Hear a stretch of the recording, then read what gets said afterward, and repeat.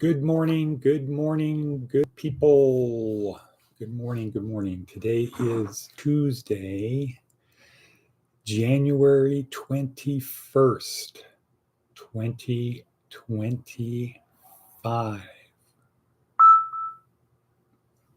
And here we are at Department of Career Services, where our goal is to help our students and other people along the way.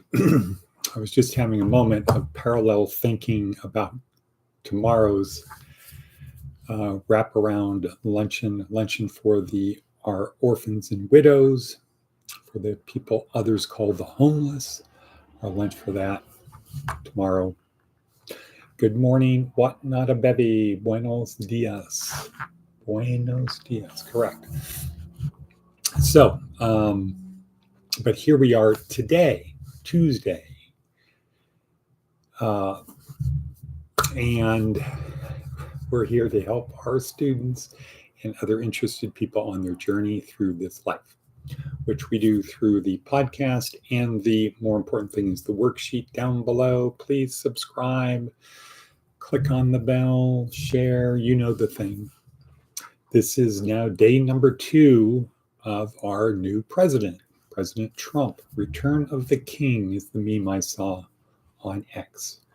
Return of the King. I think that's from Lord of the Rings type of thing. Anyway, good morning, Diana. How are things in Portland? And how are things in Fort Jacks? What not a bevy. Here, I think they're cold and clear outside. Haven't been outside yet, but doesn't matter. And what else? Oh, how about today's meme? Today has an interesting meme. The theme of today, the meme of today is the Memo, the beauty of incompetence. What? Right, this is Seth Godin. It's pretty good, pretty good. But before we get to that, what's the advice from an 80-year-old? Do not pray for tasks equal to your powers. Pray for powers equal to your tasks. Right. What does that mean? Have a lofty task and pray that you have the power to do it. Not, oh, please make it easy for me today. No, give me strength. Today's TED Talk, Michael Sugra, may he rest in peace, talking about pure leadership. Marcus Aurelius. So this week, week 4 in our neuroscience-oriented approach to success, our focus is now the journey has started. You have your crew, you have your ship, you've started the journey. Now the thing is, don't crash the ship, don't crash the boat. Don't let your crew hijack you. Don't go off course. Don't lose control. So then that's generally called power, getting other people to do what you want. And it's on a spectrum. So on one end is crisis leadership, and the other end is pure leadership. Yesterday with Nancy Kane, we did crisis leadership. Today it's pure leadership, and then the rest of the week will fit in between under practical leadership. And Michael Sugra uses Marcus Aurelius as the best example of pure leadership. Portland, cold, no rain. What not a bevy, fun and rainy and a bit chilly. Going to walk to work in an hour. Cool. I am having someone call you. He is a Sicilian. He needs your help. Aha, the old Sicilian connection. Right. Okay, great. Super. I will be heading to Las Vegas at about 9 this morning. So the best time to call is between 9 and 10. I have a big day today, big day. And again, tomorrow is our luncheon, but pure leadership. Why is Marcus Aurelius considered pure leadership? Well, as the emperor of the Western world, and arguably the world, but at least the Western world, Marcus Aurelius. I think there's about 60 million people in the Western world under Rome, in the Roman world. You have a guy that could have anything he wanted, and he remained pure. He was a Stoic philosopher and believed that moral virtue is enough. Just do the right thing at the right time, in the right way, for the right reason. If you do that, everything will take care of itself. So he is post-Jesus, so 161 to 180 AD. He was the emperor. I think he died in 180 AD. So about 150 years after Jesus. And he wrote a book. Well, he didn't write a book. He had a journal of thoughts to himself, just his internal journal that he would write in, that has remained. He left instructions for it to be burned upon his desk, for these journals to be burned, but his secretaries, scribes, whatever, found it and said, oh no, this is just too valuable. We are going to keep it. So they copied it, and it's a popular book today, The Meditations of Marcus Aurelius. So the private thoughts of the emperor of Rome, the most powerful guy in Rome, who also happened to be a Stoic philosopher. And it's all really good stuff. And it's especially good because he didn't intend for anyone else to read it. So it was his innermost private thoughts. Cool. Okay. So,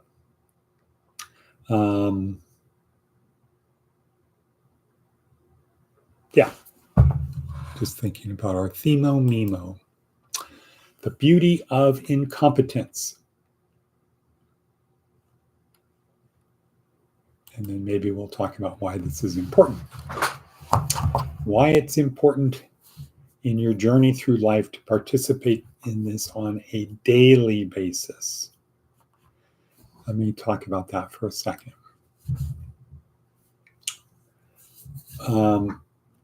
Having a good diet doesn't mean sometimes.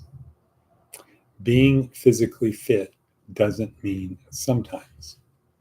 Being a good student doesn't mean sometimes. It's an everyday thing. It's a way of life. And so the thing to do would be to question, what is my way of life right now? And I can't really pat myself on the back if it's, sometimes I eat right. And sometimes I eat badly. I can't take credit. I can't say, the times I eat great, I'm a good person. I'm a good eater. I'm a healthy person. Sometimes I slip. No, it's a consistent thing. It's a way of life. And I would say the best attitude to have towards the world is, I'm a student. I'm here to learn. I'm here to understand. I don't have all of the answers. I'm not overly judgmental. If I have a judgment, I'm open to change my judgment when I have better information. So what I would say, Diana, is I would humbly say, Diana, you really need to come every day. Every day. Maybe the shit is the consequence of the shit you're going through is the consequence of your behavior, not the other way around. Maybe it's not that your behavior is a consequence of the shit is the consequence of your behavior. And, I'm not trying to be harsh, but my hunch is you come here because you want to get something out of it, not just to check off the box. I did that today, has no meaning in my life, but I'm patting myself on the back because I went today. You want to be a good basketball player. I don't remember who it was, but the thing was, you want to be a good basketball player? You have to shoot 100 shots a day, every day. You want to be a good basketball player? You want to play in the pros? You have to shoot 100 baskets a day, every day. You don't get to take off any day. You have to do it every day. If you want to be in the NBA, if you just want to be a guy that plays whenever, shoot 100 baskets whenever you feel like it. But if you want to be a pro, 100 a day. And Tiger Woods did that playing golf when he was at the top of his game. 1,000 putts a day. 1,000 putts a day. And then he couldn't miss. And what do they say? They say amateurs do things until they get it right. Professionals do them until they can't get it wrong. So I don't know the stuff that you're going through right now, but I would say, start with the basic necessities: food, clothing, shelter. Do you have stable food? Do you have stable clothing? Do you have stable shelter? If you do, good. If you don't, that's what you need to focus on. And then take it to the next level: physical and mental health. And take it to the next level. Do you have a relationship with God? Do you